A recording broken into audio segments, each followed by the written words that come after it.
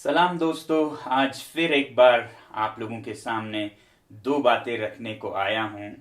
इस बार लद्दाख के किसी सुंदर दृश्य के साये में नहीं, इस बार मैं खासकर इन वीर सैनिकों को, संतोष बाबू और उनके वीर साथियों जो कि 20 से भी अधिक संख्या में थे, उनको अपनी तरफ से, लद्दाख और भारत के पूरी जनता की तरफ से श्रद्धांजलि अर्पित करने के लिए आया हूं और साथ ही याद दिलाने आया हूं कि इस जंग में सैनिकों के साथ साथ हम नागरिकों का भी एक बहुत बड़ा रोल है। उम्मीद है आप ये रोल निभा रहे होंगे। कहीं हम इस खुशफहमी में न रह जाएं कि हमारे कुछ सैनिक शहीद हुए हैं तो उनकी तरफ से भी 30-45 की संख्या में मारे गए हैं, ऐसा कहा जाता है। मेरा विश्लेषण तो ये है कि इस वारदात में धोखे से रात के अंधेरे में हमला किया गया था और भारत के बहुत सैनिक शहीद हुए और चीन के बहुत कम। रिपोर्टें बहुत आ रही हैं, मगर मुझे विश्वसनीय इस समय ये जो IBN 18 में एक रिपोर्ट निकली जिसमें कि सरकारी अफसरों का हवाला दिया गया है और जो गालवान वादी से सर्वाइवर्स लौट के आ रहे हैं और लेके अस्पताल में हैं, उनका हवाला देते हुए कहा गया है। जरा देखते हैं क्या कहता है ये रिपोर्ट। इस रिपोर्ट में कहा है कि PLA के डेथ स्क्वाड्स यानी मौत के दस्तों ने इंडियन आर्मी के जवानों को हंट किया, शिकार किया। रात के अंधेरे में उन्होंने हमला किया और उनके पास लोहे के छड़ियां और कांटेदार लाठियां थे जिनके साथ उन्होंने कत्लेआम किया। यहां तक कि निहत्थे सैनिक जो कि पहाड़ी पर चढ़े थे उनको भी ढूंढकर पकड़कर मारा गया और इनमें से बहुत तो गलवान नाले में कूदकर मर चुके हैं। सरकारी सूत्रों के अनुसार 2 दर्जन के करीब जवान अभी मौत से जूझ रहे हैं अस्पतालों में और 110 जख्मी हुए थे। इस तरह से लगता है मृतकों की संख्या शायद 20 से 30 के बीच में रही हो। अब अगर चीन की तरफ कितने मौतें हुई उसका अगर बात करें तो मुझे नहीं लगता है कि ज्यादा वहां पर हताहत हुए हैं, क्योंकि अगर चीन इस आंकड़े को नहीं बता रहा है दुनिया को, 2 कारण हो सकते हैं। या तो बहुत ज्यादा मरे हो इसलिए वो न बताना चाहता हो, या फिर इतने कम मरे हो कि इसलिए नहीं बताना चाहता हो। ज्यादा मरे हैं ये तो नहीं हो सकता, क्योंकि उन्होंने ही रात के अंधेरे में धोखे से वार किया है, तो बहुत ज्यादा नहीं मरेंगे। बहुत कम मरे हो तो हाँ, क्योंकि वो हमला करके नुकसान करके अब इल्जाम से बचना चाहते हैं, तो इसलिए वो संख्या शायद नहीं बता रहे हैं। यूं अगर देखें तो चीन के ही ग्लोबल टाइम्स के संपादक, जो कि एक सरकारी अखबार है, उन्होंने ट्वीट में कहा है कि हमारी सरकार संख्या नहीं बता रही है और ये एक गुडविल जेस्चर है। अब गुडविल तब हो सकता है जब अगर असली संख्या बताएं वो 5 या 10 हो तो भारत के लोग नाराज होंगे, सेना नाराज होगी और जवाबी कार्रवाई की सोचेगी। उससे बचने के लिए वो ये संख्या को छुपा रहे हैं और इसे गुडविल कह रहे हैं। मेरा विश्लेषण ये है कि वो इसलिए नहीं बता रहे हैं क्योंकि उनको डर सबसे ज्यादा भारतीय नागरिकों के वॉलेट वॉर से है। क्योंकि अगर वो ये संख्या दिखाएं और जनता हमारी और नाराज हो तो उनको अब तक जो चोट पहुंची है वो और जोर शोर से पहुंचेगी।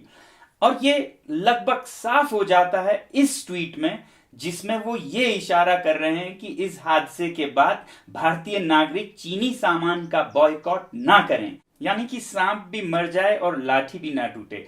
भारतीय फौज तो जवाबी कार्रवाई करेगी, समझदारी से करेगी, हमें उम्मीद है, क्योंकि ये दोनों देश न्यूक्लियाई देश है और चीन को ये समझना चाहिए कि भारत अगर अपने 160 न्यूक्लियर हथियारों में से 10 भी इस्तेमाल करे तो चीन के सारे शहर तबाह हो जाएंगे। तो ये एक बहुत ही पेचीदा संगीन मसला है।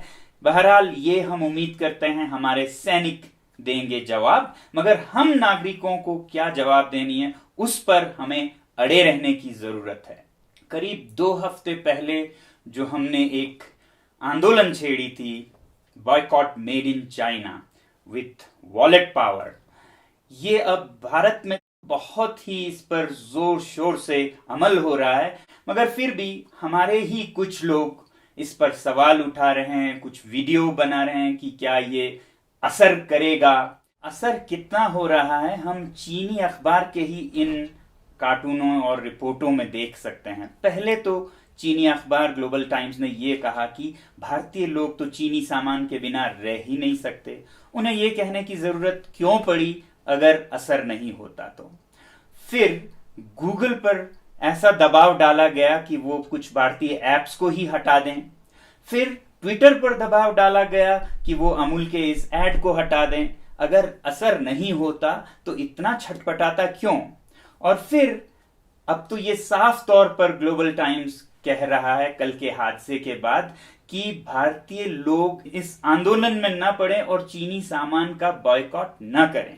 इसका मतलब सीधा है कि हमारे इस वॉलेट पावर का चीन पर पूरा असर हो रहा है, और असर हो रहा है तो हमें इस पथ पर बने रहना होगा। और फिर कुछ लोगों ने यह कहा कि भारत के ट्रेड या व्यापार का चीन पर असर नहीं पड़ता, सिर्फ 3% है उसके व्यापार का। हमने हर समय कहा कि भारत अकेला नहीं, भारत से प्रेरित होकर दुनिया के बहुत से देश ऐसा ही करने लगेंगे, तब चीन पर पूरा असर पड़ेगा। अब मैं आपको आज और कल की बात बताऊं, मुझे एक ही दिन में यूरोप के गार्डियन अखबार से, अमेरिका के वॉल स्ट्रीट जर्नल से और ऑस्ट्रेलियन ब्रॉडकास्टिंग कॉरपोरेशन से फोन कॉल्स आ रहे हैं, इसके बारे में आप दुनिया को समझाइए। तो ये आंदोलन एक विश्वव्यापी आंदोलन बनता जा रहा है और असर जरूर होगा। और फिर ये कहा गया कि इससे भारत को ही ज्यादा नुकसान होगी, रोजगार कम हो जाएंगे क्योंकि हमारे ही लोग चीनी सामान का व्यापार कर रहे हैं।